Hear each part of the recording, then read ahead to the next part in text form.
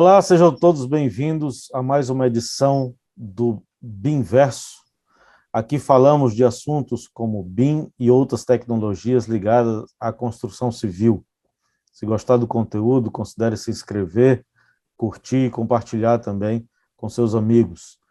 Hoje conosco está aqui o engenheiro civil e cientista da computação Joel Diniz e também Edson Andrade, advogado e arquiteto. E a gente vai conversar um pouco sobre a questão da programação ligada à BIM.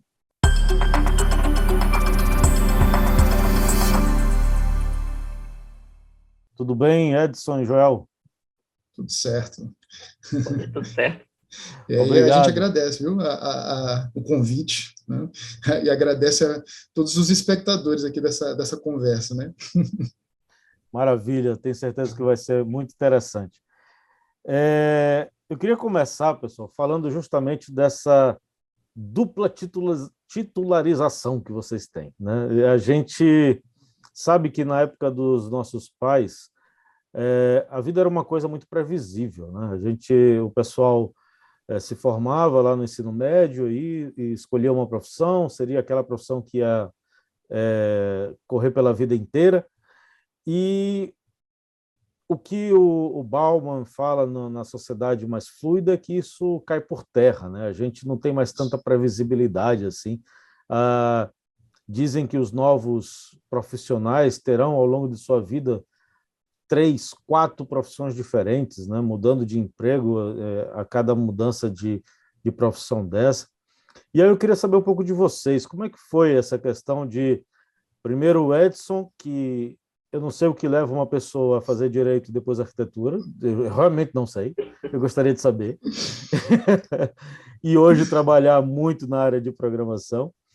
E depois do Joel, que faz primeiro ciência da computação e depois engenharia civil e toca as duas simultaneamente. Então, Edson, por favor, me esclareça esse enigma de fazer direito e depois arquitetura. Eu acho que, para deixar de uma maneira bem simples, eu passei de uma para outra meio que fugindo, né? Eu fugi do direito para a arquitetura. A verdade é essa. Assim, eu não sou aquela pessoa que formou e não trabalhou e passou direto para outra área. Não, eu trabalhei. Até hoje, eu tenho processos que eu ainda tramito, né? Eu ainda movimento. Mas, felizmente, hoje eu mudei de área, que é uma área que eu me realizo mais, que você pode estar pensando, arquitetura não é programação, né? Já é uma terceira, mas não. Mas brincadeira, tem tudo a ver, né? A gente está trabalhando dentro da programação para BIM, que envolve, né, completamente a arquitetura. Inclusive, agradeço aqui já publicamente ao professor Rogério, que me iniciou nisso. Essa pergunta que ele faz tem muito a ver com esse momento, porque estava ali no meu quinto período de arquitetura, e de alguma forma o professor Rogério, né, ele sabia que eu tinha essa formação anterior, e ele chegou, ele estava coordenando um MBA em plataforma BIM, né, aqui na cidade, São Luís, e falou: vem cá, tu não tens interesse de fazer uma pós-graduação logo não, antes de terminar esse curso de arquitetura? E eu, na minha ignorância, né, na época, eu falei assim: eu posso fazer, a minha outra área não tem nada a ver com isso. E aí ele falou: sim, pode, tranquilamente.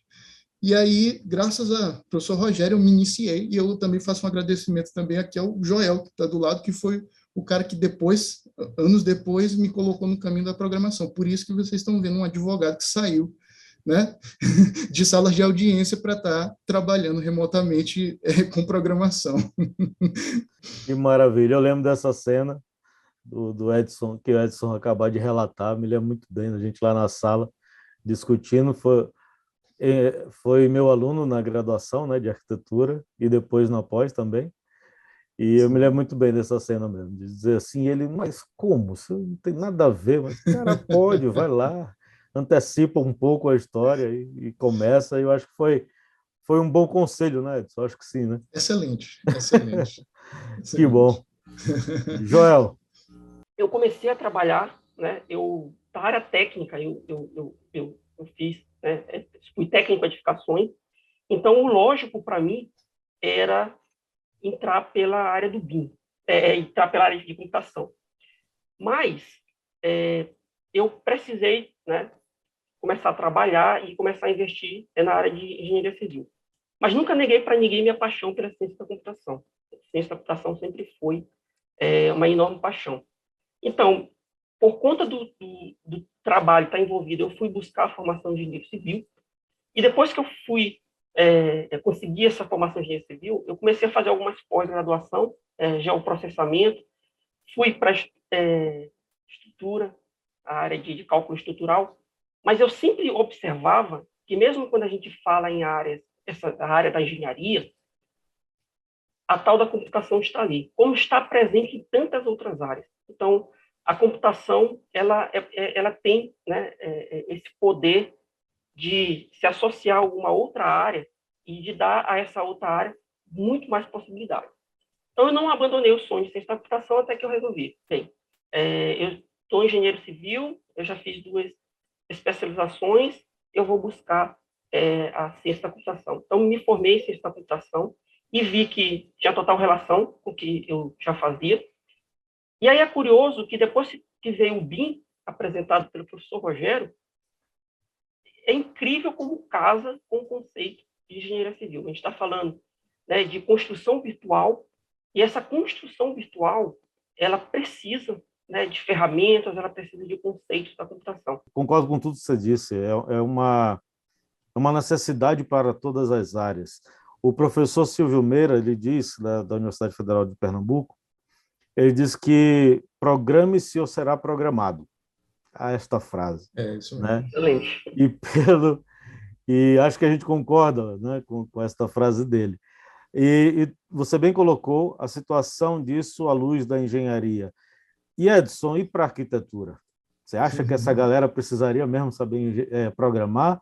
Ou isso é só para alguns nerds como a gente? Essa questão da necessidade, ela tem 2 pontos de vista, né? Tem o ponto de vista que é o mais imediatista e material, que por enquanto não é uma necessidade, ainda se contrata muito sem essa especificação, né? Sem essa qualificação. Mas, se você olhar para o futuro, eu diria que sim. Eu diria que quem quer se manter relevante deveria procurar, sim, ao menos, por exemplo, trazendo aqui já um pouco mais para algo mais objetivo, né? Vamos falar do Revit, por exemplo.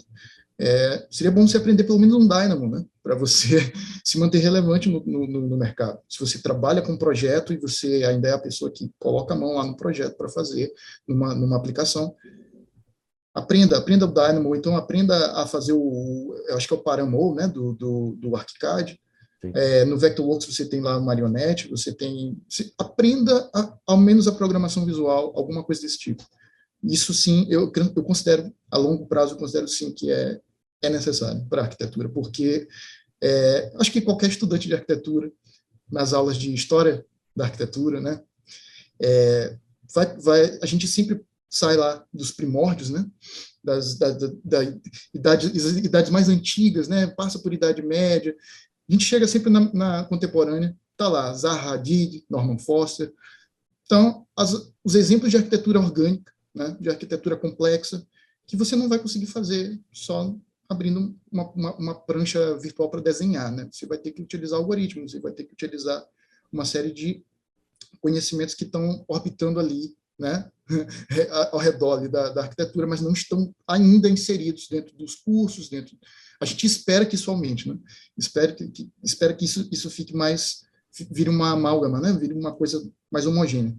Mas eu creio que a gente está caminhando para isso, mas as pessoas ainda não se conscientizaram disso, né? De uma maneira mais completa. Existe um pouco, diria até de um pouco de aversão a essas questões em alguns casos, né? A gente fala assim de programação, tem uns caras que olham assim meio atravessado para a gente. O que esse cara quer falar de computação aqui em arquitetura? Assim? Não, eu sou do traço, então como se fosse uma coisa contra, né? E não se está falando de coisas adversas, né? De coisas, uma coisa contra a outra, e sim algo que venha potencializar o que você já faz, né? Que vai te ajudar a fazer aquilo que você já faz com muito mais qualidade, com muito mais velocidade, como foi pontuado pelo Joel. E isso é um elemento que eu preciso abraçar, no meu entender, né? Para que eu vou ficar dias a fio fazendo um negócio se é possível fazer isso em horas, com um clique, Não faz sentido na minha cabeça, né? E aí esse tempo que eu economizei, eu posso destinar para fazer algo melhor, né? Tem o Walter Longo, ele diz uma coisa legal, que enquanto alguns acham que a inteligência artificial vai tirar o homem do trabalho, ele fala que ele acha que isso vai trazer mais humanidade para o homem, no sentido que, se eu tenho um carro que dirige sozinho, eu posso gastar aquele tempo para ler, para conversar com os meus filhos, para fazer outras coisas próprias do ser humano, né? Em vez de estar guiando uma máquina para me levar para algum lugar, que é uma atividade repetitiva, enfadonha, etc. Há quem goste, claro. Mas eu, por exemplo, só tenho carro porque sou obrigado a ter. Para mim, carro e nada é a mesma coisa, sabe? Para mim também. Sabe? Então, assim, se tem um equipamento que pode fazer esse trajeto, né? Levar e me trazer, e eu posso gastar esse tempo com coisas mais meritórias, por que não? Né? Então, nesse sentido, eu também concordo bastante com o Walter Longo. E essa... Opa! Por favor. Só um pequeno parêntese aí, essa questão da arquitetura, né? E essa questão da...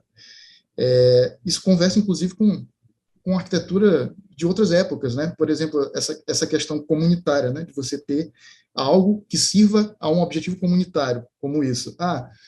As máquinas deveriam cuidar dessa parte, de transporte, de coisas, atividades, né, braçais, que é para a gente. Isso tem muito a ver com a arquitetura modernista, que era mais voltada para o uso coletivo, né? Que a gente tinha muitas coisas, falanges térreas, aquelas tentativas e tudo. Mas é engraçado como isso conversa ainda, né? Só pontuando ainda como isso tem a ver com o que a gente busca na arquitetura em muitas épocas, né? Perfeito. Diga, João. Bem, você falou uma coisa interessante agora. Eu deixo de fazer uma coisa que me toma um certo tempo para fazer outras coisas que são interessantes. Se você vê, além da questão do lazer e da qualidade de vida, você for ver até no ambiente de trabalho, quando eu disse que eu usava programação para ganhar tempo, não significa dizer que eu iria ficar o dia todo sem fazer nada porque eu já tinha entregue o meu trabalho. Não. É que eu deixava de consumir tempo com atividade braçal. Eu deixava de consumir tempo com atividade que o computador podia fazer para mim. E eu ganhava tempo para fazer análise da obra que a gente tinha, a forma como a gente estava executando a obra. E daí surgiam estratégias melhores de trabalho. Todos ganhavam. Então, na verdade, eu e o Edson, a gente participou por treinamentos, né, até de não só BIM, mas programação visual. E aí eu dizia o seguinte nesse treinamento: olha, quando você passa a usar essas técnicas, é porque você é o seguinte: você passa a assumir que você é o ser pensante. Então, quando alguém contrata um engenheiro, contrata um arquiteto, é interessante que você consiga pegar aquela pessoa para ela estar pensando, para estar analisando, para estar gerenciando, para estar tomando decisões. Porque se você tem um profissional desse, que vai passar o dia inteiro gastando tempo com trabalho braçal, que não agrega nada a ele, e que é um trabalho que a máquina pode fazer, que o programa pode fazer, é bem mais interessante você deixar para o computador fazer aquilo que ele pode fazer. Isso, e dar ao profissional a possibilidade de ele ser o ser pensante, aquele que vai montar a estratégia, aquele que vai fazer análise. Outra coisa que eu digo sempre, essa é uma opinião muito forte em mim. Eu não vejo que a computação, associada a qualquer área que seja, ela gera desemprego. Eu digo que ela muda o foco do emprego, mas ainda existe emprego lá. Eu dou alguns exemplos de outras áreas em que a pessoa fala o seguinte: olha, eu estou aqui no campo, existia uma série de atividades que a gente fazia, agora trouxeram umas máquinas, e essas máquinas, inclusive, fazem esse trabalho, mas dão a capacidade do cara saber qual foi a produção, aonde é a melhor área. Ele vai ver lá que naquela área ele utilizou determinado tipo de técnica e ela foi mais produtiva. Gera uma série de retornos interessantes. E aí a gente vai dizer: poxa, mas determinados profissionais ficaram desempregados. Bem, veja bem, existe agora uma máquina. Essa máquina precisou ser pensada, ela precisou ser construída. Se você tem softwares ali, software embarcado, eles precisaram ser pensados, eles precisam de manutenção, eles precisam de desenvolvimento, precisam de evolução. Outros empregos foram criados. E aí eu chamo a atenção para uma coisa. Nós estamos vivendo um momento muito importante que muitas pessoas ainda não despertaram. Vai mudar a matriz de emprego. Por mais que a gente queira insistir em certas atividades que existiam há alguns anos atrás, muitas profissões deixarão de existir. E a gente precisa estar atento para isso, a gente precisa se adaptar, a gente precisa ter atenção até com os nossos filhos. Eu tenho uma filha que eu ensino para ela programação. E aí algumas pessoas me criticam assim, poxa, mas você quer forçar sua filha a ser programadora? Não, eu não quero forçar ela a ser programadora. Ela vai ter, se ela chegar um dia para mim e dizer, papai, eu detesto programação, não vou fazer nada de programação. Ótimo, minha filha. Você vai para a profissão onde você se sinta feliz, onde você tem habilidade para ser uma boa profissional.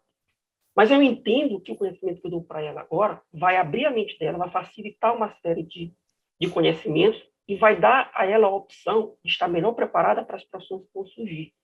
Então, no futuro, novas profissões, o professor teve as palestras do metaverso, né? Novas tecnologias estão surgindo, novas coisas estão surgindo, a gente precisa estar atento a elas, a gente vai ter que se adaptar, e isso vai trazer novas formas de a gente trabalhar, novas formas de a gente viver. Precisamos nos adaptar. E no meio profissional não é diferente, na engenharia civil não é diferente, na arquitetura não é diferente. Eu digo o seguinte, não é que o BIM vai te tirar o emprego, não é que a programação, a computação vai tirar o emprego. Ela vai te permitir fazer de uma forma mais eficiente e você tem que se adaptar. A gente precisa, então, entender que a computação, a programação associada à engenharia civil ou arquitetura, ela não gera desemprego e ela não é um vilão. É algo que tem que ser combatido. Não. É algo que é amigável, seu amigo. Você tem que trazer isso para você, para que você tenha mais potencial para fazer as coisas. É verdade, eu concordo totalmente. Eu fiz uma palestra lá em Florianópolis, acho que em 2019 ou 2018, para o primeiro BIM-CREA SC. E o tema da palestra foi mostrar tendências, né, para o futuro na área de BIM.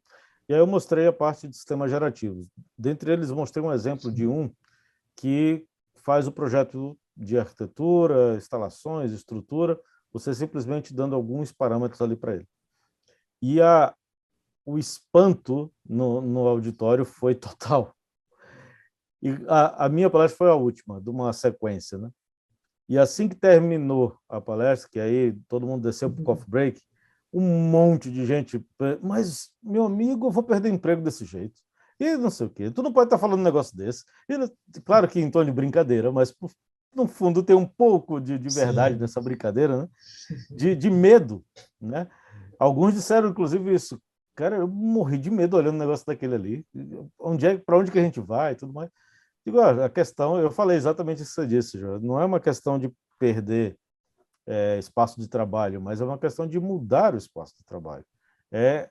Esta atividades que hoje a gente faz de um jeito, a gente vai fazer de outro. Tem sempre espaço para todo mundo, né? Agora, você tem que saber se posicionar. Tem que saber se posicionar. Aquele filme Mulheres Além do Tempo, que mostra as mulheres na NASA, não sei se vocês já viram esse filme, é um filme muito interessante, que recebeu o Oscar, inclusive, não, alguns anos atrás. Você já viu, Edson? Não, eu ainda não vi. Vale a pena dar uma olhada. Conta a história ali à volta da década de 60 na NASA. Sim. E chega o primeiro IBM na NASA, que ocupa um espaço de uma sala enorme, né? E as mulheres que trabalhavam no setor, que faziam os cálculos para lançamento de foguetes, eram chamadas de computadores, inclusive, muitas ficaram logo assustadas. Nossa, esse equipamento vai fazer em segundos o que a gente leva muito tempo a fazer. Uma delas, que era a chefe do setor lá, foi a uma biblioteca, pegou um livro de COBOL e começou a estudar. E ela mostrou para o pessoal que ela conseguia programar naquilo ali, depois que ela estudou, obviamente, ensinou as colegas dela, inclusive, e elas passaram, em vez de ser aquele setor delas dissolvido, elas passaram a ser incorporadas ao setor do IBM lá. Sim. E a trabalhar diretamente na programação do IBM. Exatamente. Então, é um exemplo fantástico, está nesse filme, chama Mulheres Além do Tempo, Estrelas Além do Tempo, aliás, Estrelas Além do Tempo. e que vale a pena dar uma olhada, que tem tudo a ver com isso que a gente está falando. Mas, gente, pegando o gancho disso, das pessoas que, em especial os nossos colegas da arquitetura e da engenharia, que têm certo receio ou não sabe por onde começar, mesmo que tenha um pouco de vontade, mas não sabe nem por onde começar, por onde vocês sugeririam esse começo? O Edson já disse ali um pouco da programação visual, mas o que mais? Por onde mais o cara poderia dar os seus primeiros passos, assim, inclusive na programação textual? Por onde vocês acham que dava para começar? Acho que o Joel pode responder essa de maneira mais direta, né, Joel?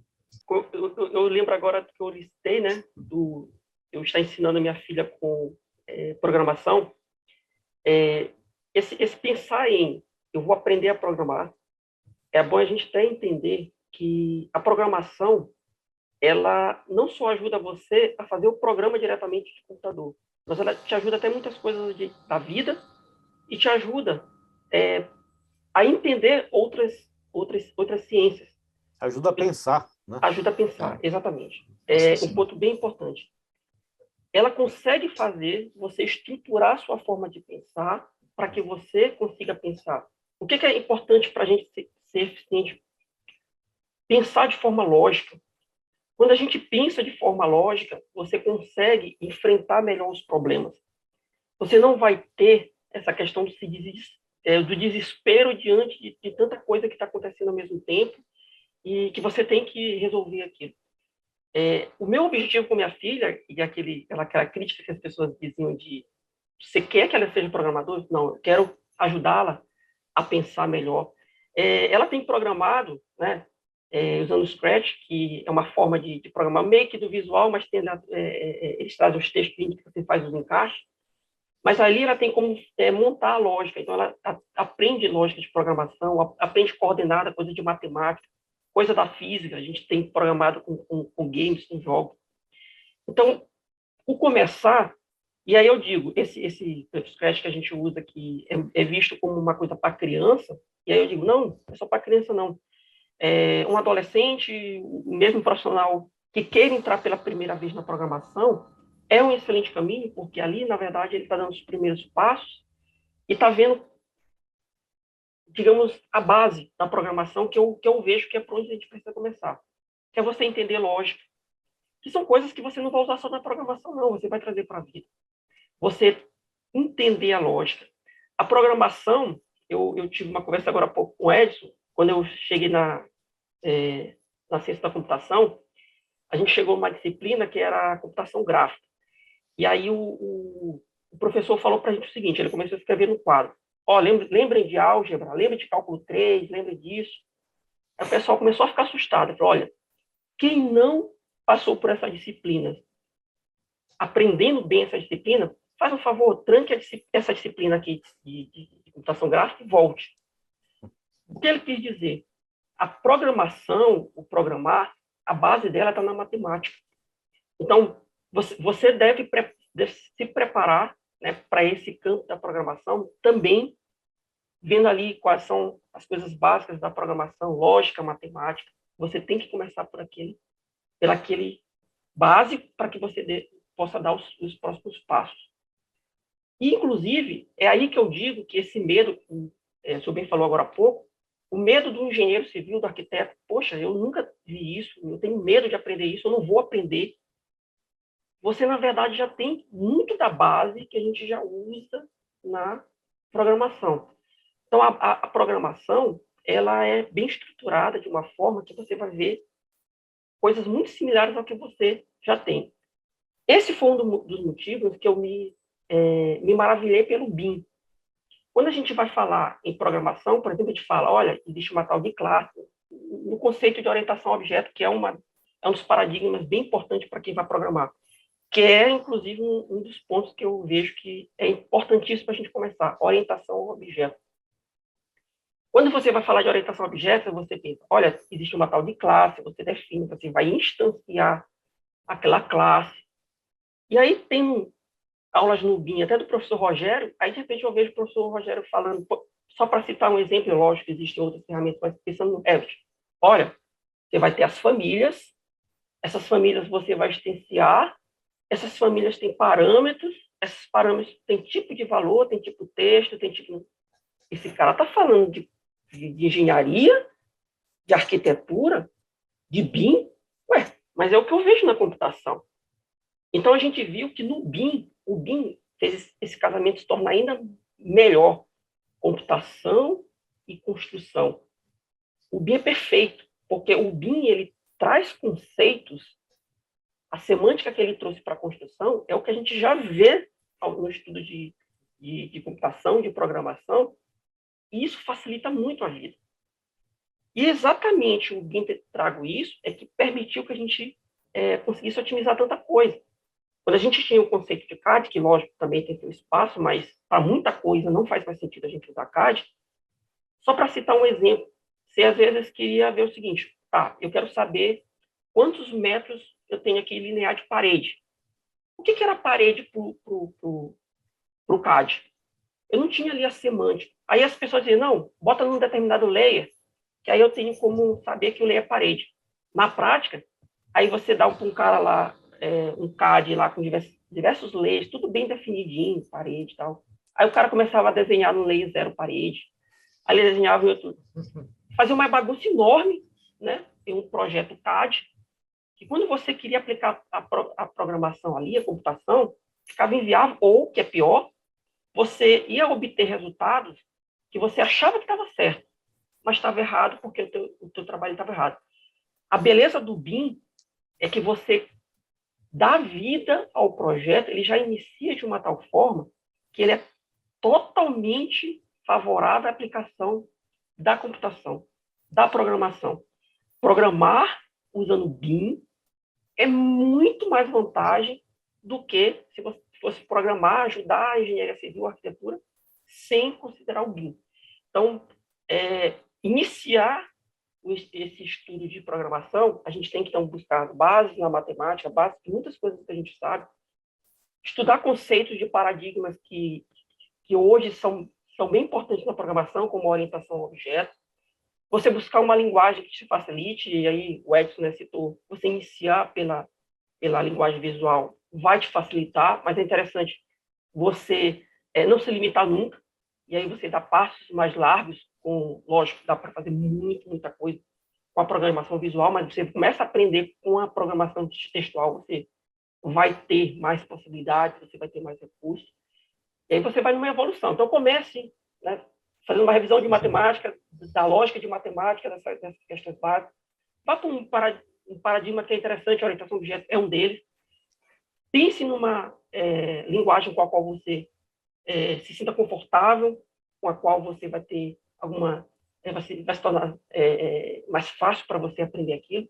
Mantenha sua mente aberta, porque assim como tudo na vida, a gente está falando de tecnologias que estão agora, mas que talvez daqui a um tempo não vão existir mais. Eu vi ontem uma postagem muito polêmica, eu gosto de provocar polêmicas nos grupos, né, de linguagens que vão sumir, né? E aí o cara, por exemplo, foi curioso, eu vi em alguns grupos pessoas revoltadas em dizer, como assim, você está dizendo que a minha linguagem não vai mais existir? E o cara ficava revoltado, a gente falava, COBOL, e o texto diz o seguinte, quais as linguagens que em 2030 não vão mais existir? Não vão mais existir de jeito nenhum. Aí bota lá, COBOL. Aí o cara, não, mas lógico que ainda existem sistemas legados, alguém vai ter que dar manutenção em código antigo, e tem algumas coisas que as pessoas não concordam, se falava em linguagem R, alguém já diz, não, mas ele tem seu espaço em outra área. Aprenda uma linguagem, mas esteja aberta para aprender outras linguagens. Embora certas linguagens vão te dar um poder maior, vão te dar mais facilidades para estarem melhor estruturadas, não espere necessariamente que isso aqui, programação é coisa do cara maluco lá que fez ciência da computação e não é para mim. Nós temos um exemplo aqui. O Edson, né, veio da área do direito, foi para a área da arquitetura, foi para a área de programação e faz programas hoje maravilhosos. Se for para dar um conselho, né, de por onde começar, eu poderia dizer o seguinte, lá na nossa página mesmo, da nossa empresa, lá no site, a gente tem manuais, né, o Joel trabalha muito na edição, na atualização do manual e tudo. A gente poderia citar essas coisas, e a pessoa pode guardar isso, só que não vai adiantar nada se não tiver o principal, que é, vamos pegar aqui o tripé do professor Bilal Sukkar, né? A gente tem tecnologia, a gente tem, né? A gente tem os processos e a gente tem as políticas, né? No BIM. Vamos ter um pouquinho mais de amor pela tecnologia, né? A gente vê que às vezes é uma tendência, às vezes, falar mal da tecnologia. É dizer o seguinte, a famosa frase, né? BIM não é Revit. BIM realmente não é Revit, ele não se resume ao Revit, mas isso não quer dizer que você tem que desprezar o conhecimento que uma pessoa tem no Revit para trabalhar num processo BIM, né?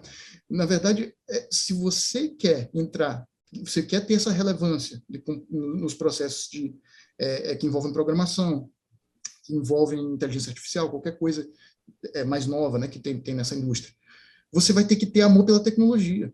Você vai ter que desenvolver um interesse. O que o Joel falou, você aprender a programar não começa assim, eu vou pegar aqui um tutorial de programação e vou fazer. Não começa assim.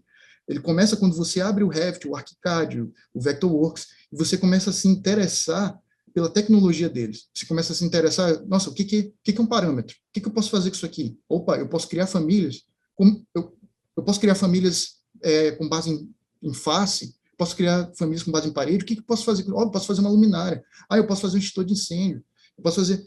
E você mesmo vai fazer, como é que eu crio as famílias, como é que eu modelo? Eu posso associar um parâmetro disso, parâmetro de número inteiro, parâmetro de texto, Você tem que gostar disso.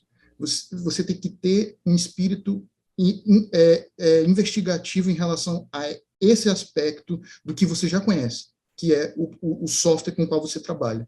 Se você não tiver isso, nem adianta. Você nem precisa pegar tutorial de programação. Nada vai fazer a mágica para você. Você vai ter que ser curioso.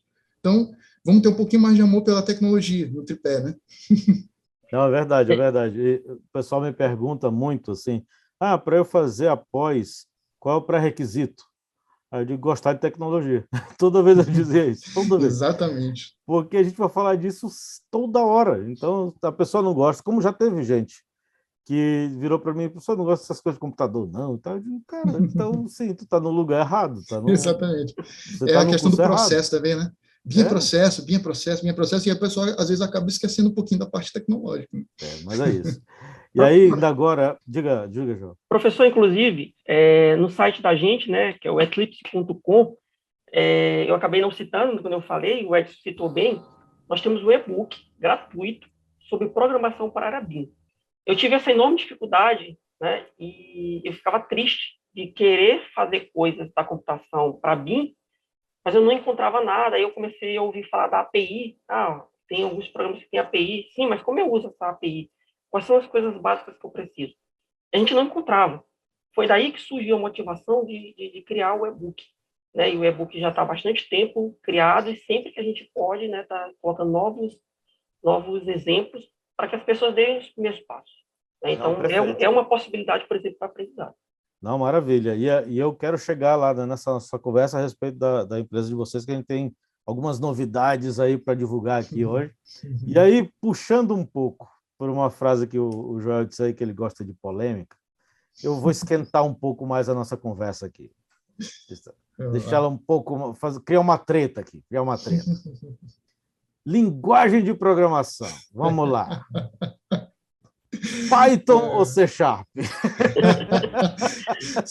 Aqui somos muito suspeitos para falar, né, Joel? Muito suspeitos. Professor, o que acontece, né? E aí eu falando da minha experiência de vida, eu vejo que a linguagem de programação ela tem muito a ver também, claro, né, com essa sua história de vida, a forma como você chegou na computação, o que você obteve dela. Eu aprendi a programar na universidade, num curso de ciência da computação, e, obviamente, eles possuem, né, uma estrutura do curso, a forma como eles nos ensinam. Lá, eles começaram até com conceitos básicos e tal. A gente aprende linguagens que a gente sabe que, assim, no dia a dia não se usa tanto, mas que são poderosíssimas, que talvez, no final das contas, é o que mais se usa, por exemplo, como Assembler. Mas lá a gente começa lá depois, né, das linguagens que dão para a gente mais a questão de saber, que é muito importante para você programar, você entender como você vai elaborar um algoritmo. E como depois você vai pegar esse algoritmo e vai fazer com que o computador entenda aquele algoritmo. Então, a gente tinha as linguagens que a gente utilizava para esse primeiro passo, depois a gente passa para um C, depois a gente passa para um C++, onde a gente vai começar a ver conceitos de orientação ao objeto. Por ser talvez uma universidade pública federal, a gente foi para o C++, talvez naquela época, outras linguagens que eram tidas como linguagens proprietárias, a gente se afastava um pouco, a gente ficou muito mais linguagens que eram consideradas linguagens públicas, né? Linguagens abertas, né? Linguagens que qualquer um poderia usar sem problema nenhum. Então, C++. Depois do C++, lá na universidade eu não tive a experiência do C#, exatamente porque na época era uma linguagem, eu penso que seja por causa disso, né? Por ser uma linguagem proprietária, né, da Microsoft, e lá no ambiente da universidade não queria se forçar ninguém a usar a ideia não é fazer marketing de uma marca, de uma empresa. Então, a gente, né, passou na época pelo Java, né, e eu estava exatamente na época em que o Java, eu me maravilhei, eu sempre gostei muito realmente da programação, e estava cada vez mais maravilhado com a nova programação que a gente pegava. Poxa, agora mais possibilidades. Depois que a gente passou pelo C++, a gente passou pelo Java. E aí aconteceu uma coisa interessante, né, na época do Java, porque o Java ele começou a virar uma febre pelo novo conceito, talvez nem tão novo, mas assim, o que pegou realmente na época que as pessoas não usavam tanto, que era a questão da máquina virtual, né? Porque o Java ele te possibilitava você vai programar sem se preocupar com o teu hardware, coisas que a gente não tinha tanto nas outras linguagens. Então, quando você, por exemplo, quem estudou C++, a gente tinha que realmente pensar em gerenciamento de memória, alocação, desalocação, ponteiro, né? E aí vem o Java se você vai programar para um determinado tipo de arquitetura de computador ou para outra, quantos bits o seu processador trabalha. De repente vem um cara e diz, não, cara, você não precisa mais se preocupar com isso, não. A minha máquina virtual desenrola isso para ti. Eu tenho uma máquina virtual, você vai programar para ela, e ela que vai, dependendo de onde for instalada, ela que vai conseguir conversar com o hardware em si. Então, fantástico. Mas aí eu acredito que aquilo incomodou, né, bastante outras empresas no mercado, e aí eu vejo a grande sacada da Microsoft, talvez na época, que foi o lançamento do C#, e eu digo que a Microsoft, na verdade, fez duas coisas. Ela não só criou, né, o equiparado lá, né, esse mesmo pensamento de máquina virtual, como ela tirou do Java o cara que era a mente, né, pensante ali daquele projeto, que jogou naquele projeto deles, né.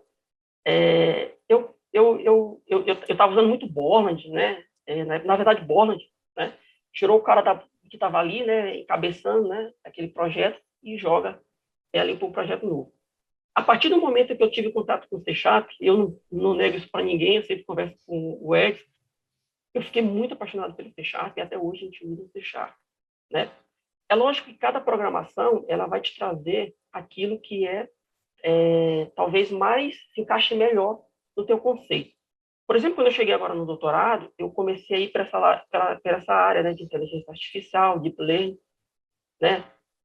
E nessa área que reina é o Python. E aí eu comecei a ver professores que traziam para a gente desafios e já diziam, olha, cara, essa área aqui de data science não vai se criar se você não souber Python, não. Tá? Lamento te dizer, mas as bibliotecas são todas voltadas para Python e você vai precisar aprender Python. Eu tenho uma opinião sobre isso e não quero com isso ofender ninguém. O Python, ele, na minha visão, ele reina nas universidades por uma razão. Não só o cara de ciência da computação tem que programar, e eu acho isso legal, cada vez mais os cursos de engenharia elétrica, por exemplo, o cara tem que saber programar também, agora tem que saber programar.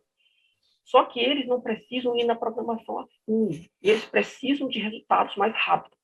Eles não podem, não é um curso de ciência da computação, não é um curso de programação, é um curso de engenharia elétrica.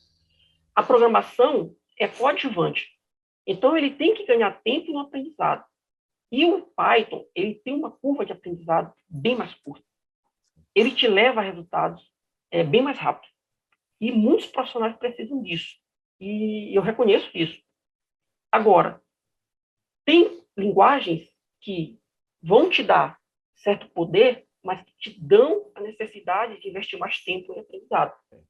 E o que a gente gosta, por exemplo, eu hoje estou com o Edson, numa empresa que desenvolve software, a Eclipse.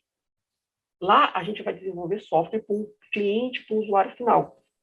Tem algumas preocupações que a gente precisa ter, umas preocupações extras, inclusive depois de manutenção de código. Então, você às vezes vai ter uma linguagem que você joga qualquer variável e está valendo. Então, ela não é fortemente tipada. O C# é fortemente tipado. E para certas linguagens não vai ser importante isso. Então, as pessoas vão brincar de, poxa, no JavaScript eu posso somar 1 mais 1 vai ser 11. Beleza. Ele vai permitir você fazer isso, mas ele vai entender que esse 11 é porque você está tendo 1 como uma string, né, uma coisa literal. Então, 1 mais 1, na verdade, é 1 e 1, ele vai concatenar e vai dar 11.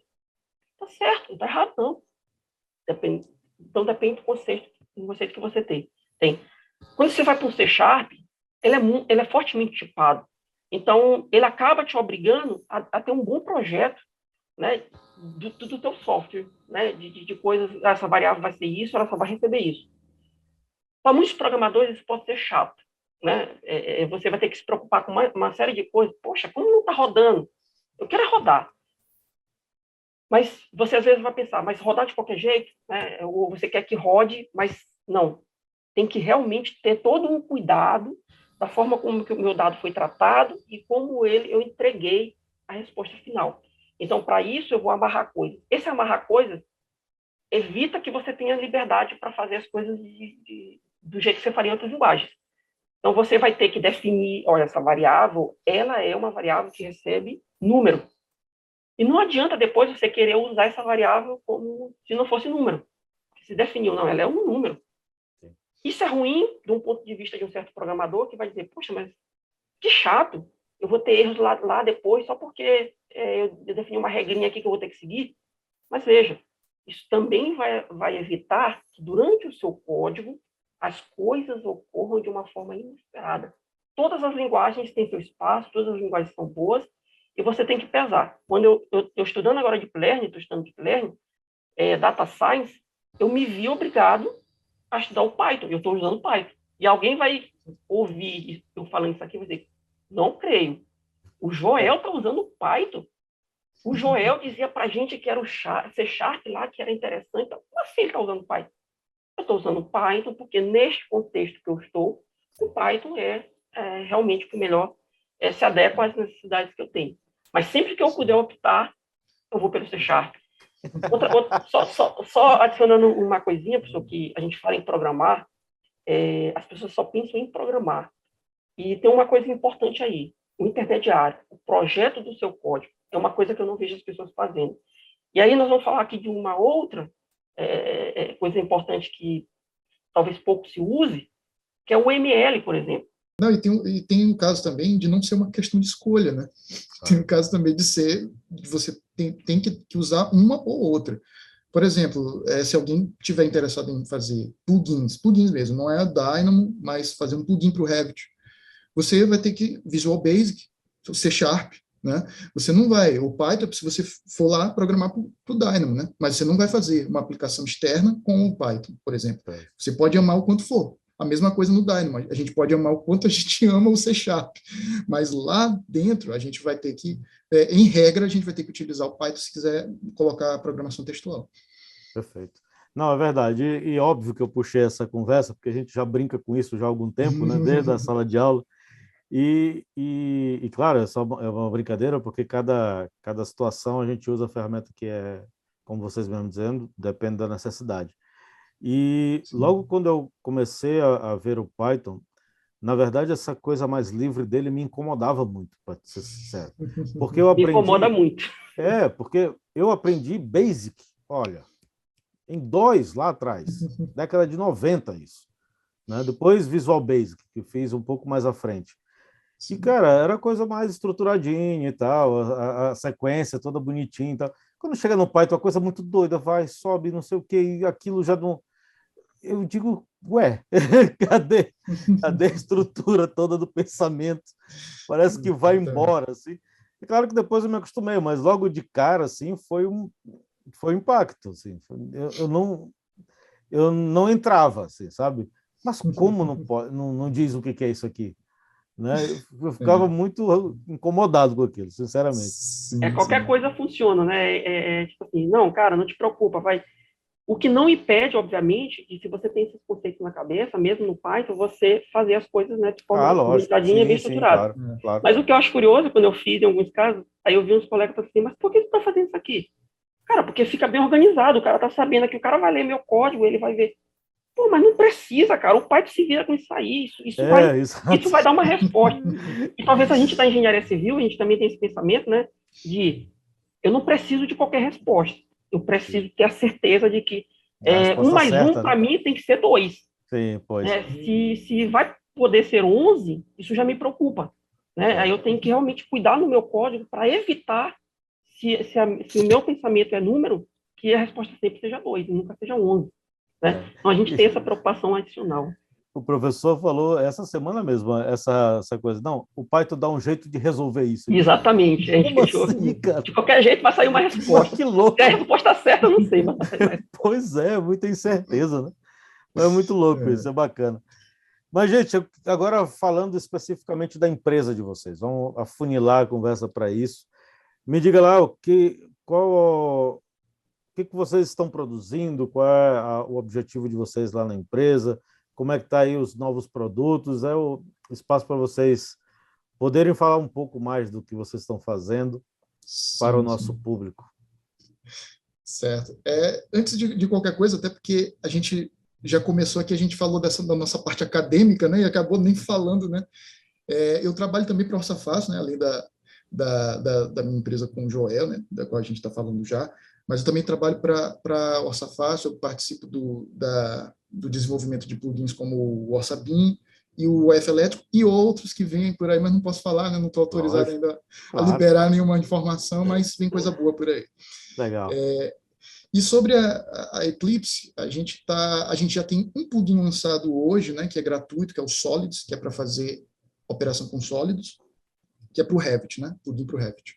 E basicamente é aquela coisa, quem trabalha com Revit sabe, se você quiser unir, né, as geometrias, no caso, você une a geometria de um pilar com uma parede, por exemplo, o pilar corta a parede, né, para poder ficar uma geometria correta. Você tem que fazer isso elemento a elemento, né? E, basicamente, o nosso plugin, ele deixa isso, ele agiliza isso. Você faz múltiplos elementos com um processo só. Aí muita gente pode perguntar, né? Como já perguntou, mas já não existe plugin para fazer isso? Realmente existe. Só que, como eu e o Joel, a gente vive falando, a gente não é contra que haja, a gente não é a favor de monopólio nenhum, né? A gente quer que existam opções, né? E assim, a nossa opção tem uma interface de usuário que a gente coloca muito esforço, né? A gente faz questão de colocar, a gente pensa muito em experiência de usuário, interface de usuário. Tem a questão dos diferenciais que a gente acredita colocar no produto também. Então, atualmente, lançado, a gente tem isso. Só que essa semana, como o Joel falou, né, professor, e você já falou também, a gente fez um anúncio agora de 2 ferramentas gratuitas. Uma é a versão 2.0 do Solids, né, que é esse de operação com sólidos, e a segunda é o Express. O que é o Express? Como o Joel já adiantou um pouco. Você tem linhas de separação de ambiente com os ambientes colocados, só isso, você só precisa disso. É aquela questão do estudo preliminar para o arquiteto, né? Então, esse foi um teaser que a gente lançou. A gente tem só os rooms, né? Os ambientes e as linhas. Essa é a interface. Só parando aqui para explicar. O que foi feito aqui, a gente carregou todos os ambientes de um nível. Como só tem um nível aqui, né, no projeto, que é esse nível aqui de standard, a gente já carregou todos os ambientes que estão nesse nível, que a gente olhou lá na planta baixa, né, ainda agora. Essas linhas foram feitas com o quê, Edson? No Revit mesmo, com linha de separação de ambiente. Linha de separação de ambiente, perfeito. Perfeito. A ideia toda, inclusive, vai uma coisa aqui. A gente vive recebendo o pedido, né? Dá para fazer com linha de CAD? Aí a gente sempre diz, olha, isso é mais complicado, porque nem tudo que é linha paralela é parede no CAD, né? Claro. Aí vem a questão da inteligência artificial e tudo, a gente tem que ser um algoritmo que seja muito, muito preciso, principalmente uma solução comercial. Claro, perfeito. Né? Essa versão aqui, isso que a gente está vendo é gratuito ainda, vai ser lançado gratuitamente, mas ele é parte de uma aplicação comercial, né, maior. Legal. Então, aqui a gente tem os ambientes, aqui a gente lista os ambientes, basicamente aqui é uma reprodução do que seria, né, um hotelzinho experimental, um pavimento, né, de hotel, bem experimental, só para demonstrações. Então, ó, a gente vai começando aqui, ó, primeiro a gente coloca ali, ó, em cima, pronto, a gente já definiu qual vai ser a parede, né, no caso é um tipo de parede carregado no Revit, que vão ser os núcleos, né, das paredes. Então, é só uma alvenaria que tem o objetivo de ser para paredes de 15 centímetros, né, um masonry. Aqui a gente define a altura das paredes que vão ser construídas, e aqui a elevação da parede, né? Então, a gente colocou que vão ser paredes de 3 metros, com uma elevação, ou seja, elas vão estar deslocadas 5 centímetros abaixo, né, do nível dos ambientes. Esse metro aqui já é a unidade que já está sendo usada no projeto, né? Se você estiver usando outra unidade, vai aparecer aqui, centímetro, milímetro. Legal. E aqui a gente tem o revestimento externo, ou seja, qual vai ser o revestimento externo, né, dessa pequena edificação, vamos dizer assim, né, dessa arquitetura que vai ser criada ao final. Então, a gente colocou aqui uma cerâmica branco-gelo, né, externa. E aqui é a espessura desse material. No caso, a gente colocou 8 milímetros, né, para simbolizar aqui a cerâmica. E aí, após isso, a gente vai fazendo as seleções, ó, dos revestimentos de cada ambiente. Legal. Né? Entendi. Aqui, ó, já está... Só pausando, a gente já colocou, lá no começo, a gente colocou tintas, né, para paredes, a gente colocou os pisos que vão ser criados, ou seja, o acabamento dos pisos, a gente colocou um porcelanato lá, e aqui a gente já está escolhendo as portas, as famílias de portas, né, os tipos, e de janelas. Com elevação a porta zero, né, vai ficar todas no nível zero do ambiente.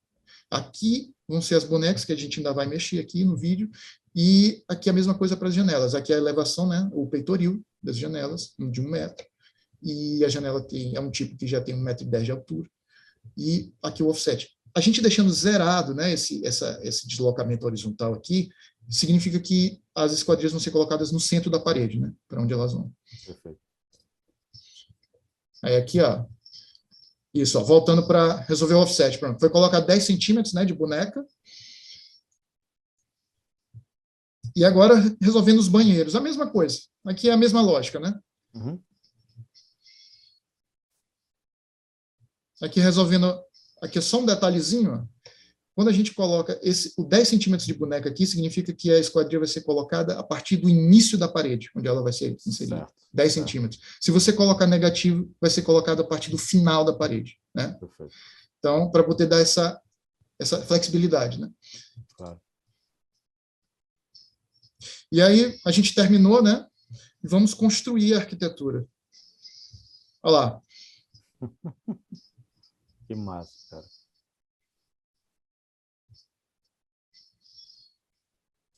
Isso é um detalhe que a gente gosta de mostrar também. Não é feito de qualquer jeito, né? Não é feito, bota uma coisa em cima da outra e fica tudo lá. As geometrias que é o que o Solids faz, né? Ele vai unir, né, as geometrias, ou seja, o piso teve um avanço, só o contrapiso avançou até o osso da parede, né? E os acabamentos ficam aqui, ó, onde eles devem estar, né? Então, o modelo já vai estar todo certinho dessa forma. Isso vai depender também muito da configuração que você usa, né? Se você tiver um piso lá, que tiver, sei lá, na estrutura você não tiver os revestimentos como o finish, né, no Revit, lá, a camada de revestimento, aí pode dar alguma diferença. Mas se você souber o que você está fazendo com o seu template, que é importante, né? E aí que entra o que a gente sempre vem discutindo, né? Ninguém vai perder emprego. É preciso você ter um template para usar isso aqui. Isso aqui não vai se fazer sozinho, né? Ele vai substituir o trabalho braçal, mas quem vai definir os tipos que vão estar aqui disponíveis nesse projeto para interagir bem com essa aplicação vai ser alguém que entenda, vai ser um BIM manager, né? Vai ser quem vai fazer um mandate, quem entende da coisa. Então, ó. tudo certinho. E aí tem também uma... aí aqui a questão também, outra questão importante, ó.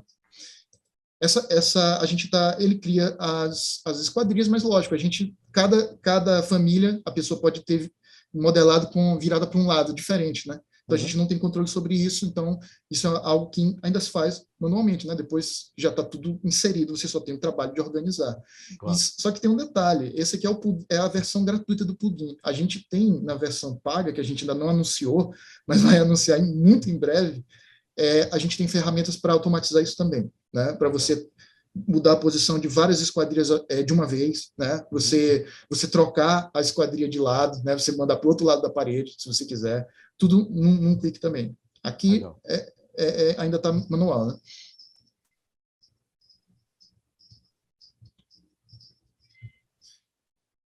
Então agora aqui, ó, esse é um modo com peças. A gente vai mostrar a diferença agora. Agora foi feito ativando o modo com criação de peças, e olha só. Deixa eu só chegar mais perto aqui. Ó, se vocês notarem agora, ó, as peças de parede baixaram para debaixo do forro, né? Foram para debaixo do forro. Perfeito. Então, já tem uma relação de geometria já muito mais em afinidade com os padrões construtivos, né?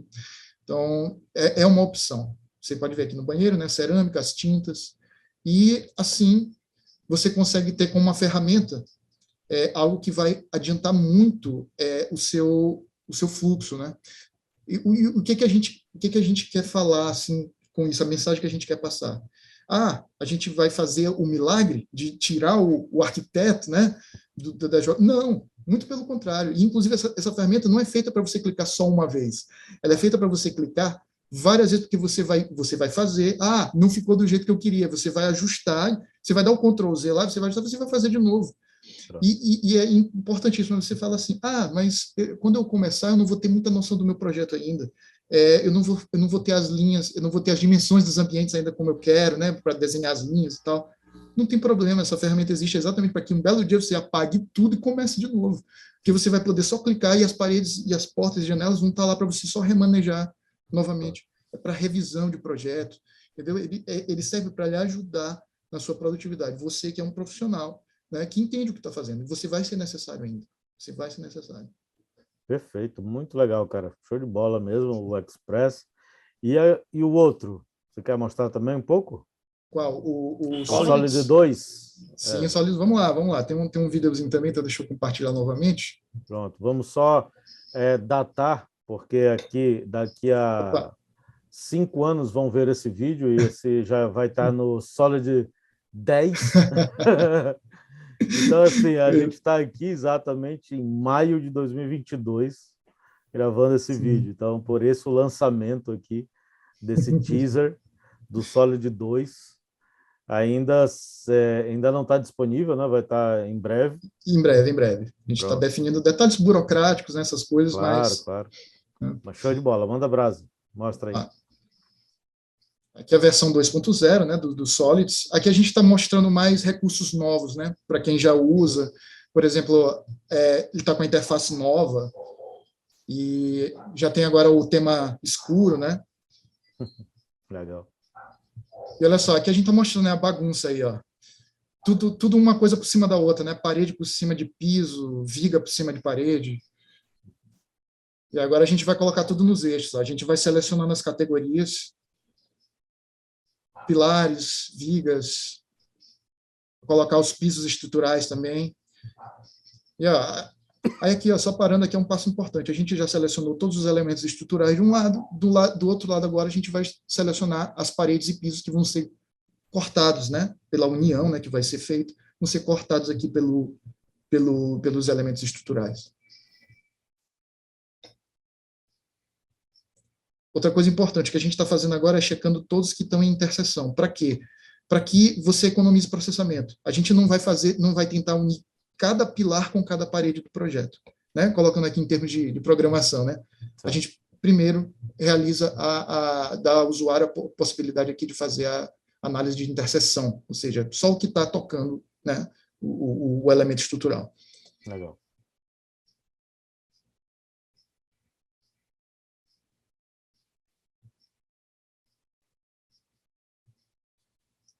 Olha só. Agora a gente está só fazendo agora as paredes com os pisos, né? Já fizemos elementos estruturais, agora a gente vai cortar as paredes e os pisos, que também tem uma relação entre si. Né? Uhum. E olha só.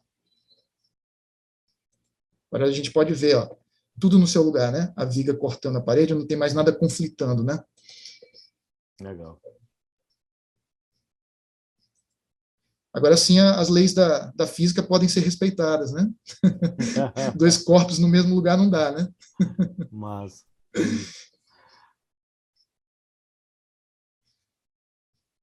E aqui mostrando recursos novos, né? Que a gente tem aqui. Deixa eu baixar um pouco baixar a música aqui. Mas olha só, a gente pode selecionar também, né? Adicionar elementos às listas, né? Remover, tudo através lá da viewport do Revit, né? Ah, legal. Seleciona direto lá, né? E a gente agora também pode checar interseções de modelos linkados, né? Basicamente, aqui a gente ligou, eu mostrei um exemplo em que o modelo de estrutura estava apenas linkado, né, no modelo de arquitetura, e ainda assim ele pega a interseção. Infelizmente, aqui a gente não pode usar o comando de união. Ele vai servir mesmo para você só checar as interseções, porque aqui já é uma limitação mesmo do Revit. E é até um ponto importante colocar isso, que o que a gente faz é automatizar processos. A gente não cria algo que não existe dentro do próprio, né, da própria aplicação principal. Então, não é possível fazer união de elementos de modelos vinculados, né, ou linkados, com modelos locais, então realmente a gente não vai conseguir fazer, né, aqui. Sim. Mas, pelo menos, a interseção a gente entrega aqui. Porque ele alteraria o arquivo lá no outro, né, o arquivo linkado, aí não dá. Isso, pois é. Então, tipo, essa é a versão 2, né, que a gente está anunciando agora essa semana e agora aqui de maneira mais pública, né, explicando certinho, tendo a oportunidade de explicar do Solids, que já é um plugin que a gente já tem lançado, né, a versão 1.0 já. E muito bem aceita, né, a gente tem uma lista bacana de usuários. A gente é bem orgulhoso disso, sendo que a gente nem... A gente é meio preguiçoso nisso, né? A gente não investe muito em propaganda, muito, essas coisas. Vai ter uma grande propaganda agora aqui. Vamos divulgar, a gente agradece demais.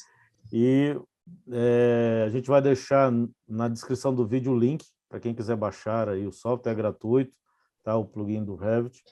Funciona nas versões 22 também? 23, da 19 a 23. Pronto. Então aí quem tiver interesse é só entrar lá no site, a descrição vai estar aqui no vídeo. E aí vocês podem baixar. Além desses plugins, vocês estão com um projeto de também fazer uma suíte maior com alguma coisa mais comercial, né? Pelo que você comentou. Isso. Legal. Basicamente, isso que você viu do Express fazer, todos aqueles procedimentos de fazer parede até terminar com as peças, o plugin comercial ele dá a opção de você fazer isso de maneira controlada. Você controla quais paredes vão ser construídas, quais revestimentos vão ser colocados, e as peças também, quais você vai baixar. Você pode baixar por deslocamento dimensional, você pode baixar pela linha do forro, você vai ter todo aquele processo que você viu acontecer de um botão, você vai ter a opção de fazê-lo controlado, né, na aplicação comercial. Nossa, muito legal. Vai ajudar muito na hora de ficar fazendo um projeto, testando coisas, simulando situações, né? Que a gente, Sim. Quando está tudo amarradinho, é bem chato ficar fazendo alterações assim, né? Porque você acaba que tá tudo linkado já e tudo. Se tiver com peça, então, Deus me livre. Exatamente. Né? E se eu tenho a oportunidade de dar um select all em Dell e fazer de novo, é bom demais, é bom demais, é bom, não tenha dúvida que agiliza muito o trabalho, né? Especialmente para a gente na área de criação, no momento da criação. Com certeza, com certeza. Mas beleza. Pois, meus amigos, muitíssimo obrigado aí pela presença de vocês, pela disponibilidade. Eu queria perguntar, já caminhando aqui para o final, das considerações finais de vocês, que vocês queiram colocar aqui como mensagem final, e também deixar os vossos contatos, como é que as pessoas te acham, qual é perfil no Insta, no YouTube, onde vocês quiserem, fique totalmente à vontade agora. O microfone está convosco. A gente tem perfil no Instagram, @Eclipse, né? O Eclipse até é como se você for escrever Eclipse, né? Que é o evento espacial, mas você vai substituir o C pelo T, tá? De tecnologia. Então, é Eclipse, com De onde T. vem esse nome, Edson? Aí, Joel, é com você. A Eclipse, ela tinha um pensamento de agir em 3 áreas, né? Que seria a computação, a área da construção, e a gente tem o nome de responsabilidade social, porque a gente acredita em projetos que vamos precisar colocar em prática para ajudar a sociedade, enfim, tem essa parte social. E aí tinha um pensamento seguinte, de que essas áreas se fundiriam, né, como um pensamento de um eclipse, né? Então, ficou o pensamento do T de ser eclipse, né, de ser de 3, né, que são essas 3 áreas, a computação, a construção e a responsabilidade social, e essa questão das áreas que se juntam de pessoas no eclipse. Né? Então, junto essas 2 palavras, aí virou o eclipse, né, a junção do eclipse com o eclipse. Tem também o LinkedIn, que a gente é mais ativo no LinkedIn. Tem no YouTube, né, o canal onde a gente coloca os vídeos, mas a gente é mais ativo no LinkedIn, até porque a gente trabalha em outras empresas, a gente tem pouco tempo assim, né, para poder dar uma atenção para várias redes, mas é algo que a gente vai expandindo, né, aos poucos. Então, no LinkedIn a gente costuma ser mais atencioso lá, né, com o pessoal e tal, com as nossas redes e tudo. No LinkedIn é da empresa ou é pessoal de vocês? Tem ambos. Tem tanto o pessoal meu, do Joel, basta procurar por Edson Andrade Eclipse, alguma coisa assim, o Joel também, ou Eclipse direto no LinkedIn, que vai encontrar. E sobre a questão, né, a gente agradece, né? Eu quero, antes do Joel fazer as considerações dele, eu quero agradecer primeiramente por nos iniciar nesse caminho, né, do BIM, né, isso, antes de tudo isso, e agradecer pelo convite de hoje, né, pela oportunidade de falar, que quando a gente for lançar o Elements, se quiser que a gente volte para mostrar também o Elements completo, a gente mostra, a gente vai ter o maior prazer. Claro, já estão Parabenizar convidados. parabenizar pelo canal, né, que é um canal excelente, a sua palestra, né, professor, sobre metaverso, um tema que é bastante importante. A gente foi só tangenciado ali, né, falou do Zygmunt Bauman ali, né, modernidade líquida e tal, que metaverso tem tudo a ver com isso, né, mas futuramente a gente tem mais conversas, né, sobre isso, que é muito interessante. Claro. E as minhas considerações iniciais giram em torno disso, dessa importância desse tema. E de estar muito feliz de poder contribuir, né, poder falar para as pessoas que têm interesse nessa área, que seja cada vez maior o número dessas pessoas, né, que procure tentar programar, ou então colocar mais tecnologia nos seus fluxos lá de construção, de projeto. Eu acho muito importante e eu fico assim com essa felicidade de poder contribuir, né, poder participar aqui desse canal, dessa conversa. Valeu mesmo. Opa, obrigado, Edson. Obrigado mesmo. Eu gostaria de adicionar um ponto aí, o Edson falou aí dos contatos, a nossa página, né? A gente tem a eclipse.com, que, modéstia à parte, é uma página que a gente recebe muito elogio pela forma como ela é construída, bem interessante mesmo. Vale a pena visitar o eclipse.com. É algo que é interessante. E lá você também pode baixar o e-book, né, que a gente falou, que inicia com a programação computacional na área BIM. Você pode baixar os plugins. Né? Então, você tem os contatos da gente, você pensar, mandar um e-mail para a Eclipse, ou mandar um e-mail especificamente para mim, ou especificamente para o Ed, todos os meus contatos estão lá. Então, é também um centro ali que agrega bastante. Né? Embora, como o Edson falou, né, se você pensar fora site, rede social, realmente o LinkedIn nos dá bastante destaque. Professor, eu queria lhe agradecer não só pela sua oportunidade, como falou o Edson, eu acho que o meu agradecimento não deveria ser só o agradecimento do Joel. Eu acho que a comunidade que existe de BIM, a gente tem um grupo de BIM, onde já tem algumas pessoas lá, mas, obviamente, ainda tem muitas pessoas que a gente não teve alcance ainda. Se a gente fala em BIM no nosso estado, se a gente fala em BIM na nossa cidade, quem não sabe que saiba que é graças a essa sua capacidade de ser ousado e de ser visionário. Repito, a gente estava lá no início com algo que ninguém sabia o que era, ninguém tinha ouvido falar, não tinha muita fonte.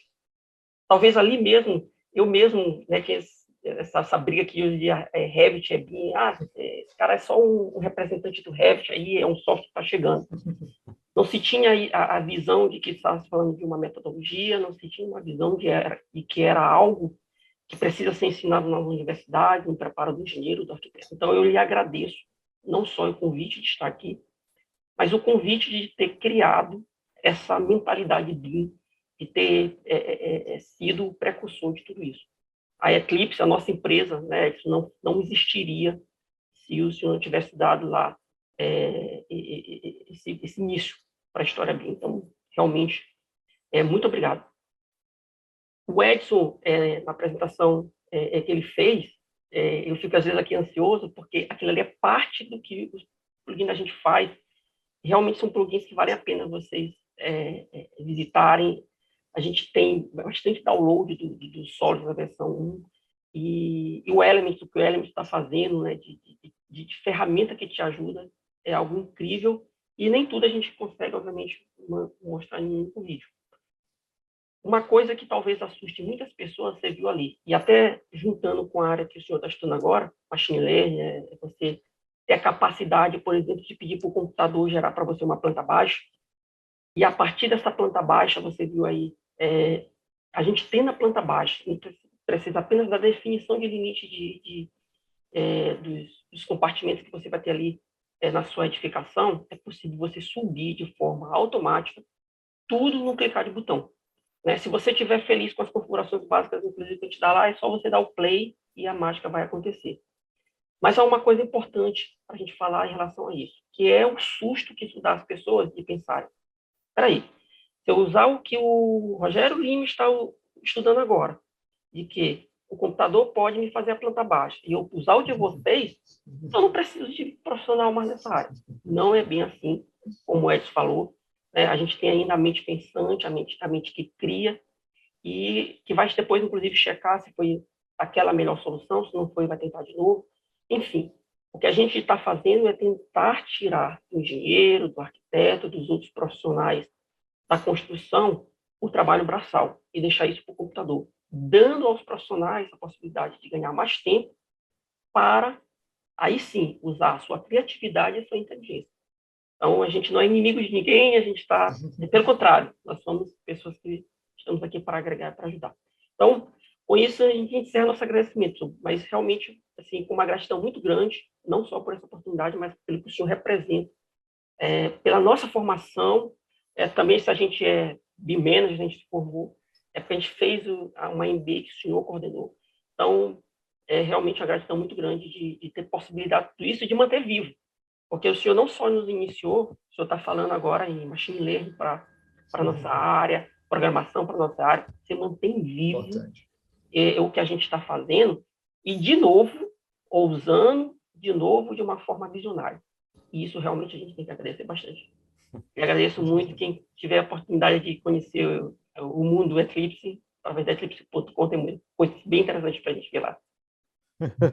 Não, muito obrigado, gente. Obrigado mesmo. Vocês não vão me fazer chorar, estou aqui me segurando. Obrigado mesmo. É a própria imagem de semeador, né? Porque a ideia não é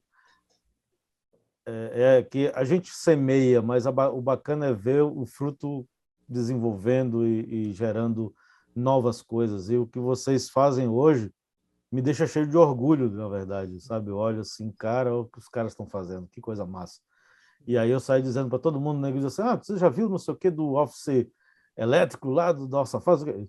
Foi um aluno meu que fez, eu estava lá no meio, sabe? A gente fala com orgulho e de verdade, todo mundo por onde eu passo, ele já sabe que vocês fazem essas coisas, porque eu sou o primeiro a dizer. Digo mesmo, porque é muito bom ver a coisa frutificando, né? Muito, muito bom mesmo, muito bom. E muito obrigado por todas as palavras aí. Deixa realmente feliz e motivado a continuar, né? Na verdade, que Vocês sabem muito bem que não é fácil, né? A gente fica martelando ali até Com entrar, certeza. demora, né? Vocês já passaram por essa experiência com clientes, sabem que a Isso. coisa não é muito fácil. E era ainda mais difícil quando você começou, né, pessoal? Pois é, ainda tem isso, mas à medida que a gente vai vendo esses frutos e vai ouvindo isso de vocês, a gente se sente mais motivado a continuar. Realmente, muito obrigado. E obrigado por estar aqui. Já estão convidados para a próxima rodada aí, para o lançamento dos próximos elementos aí que tiver, próximos plugins Legal. da vida. E a gente ainda vai voltar para conversar sobre outras coisas aqui. Tá bom? Perfeito. Certeza. Gente, muito obrigado. Obrigado a todos que ficaram conosco até aqui e até a próxima. Tchau, tchau. Valeu.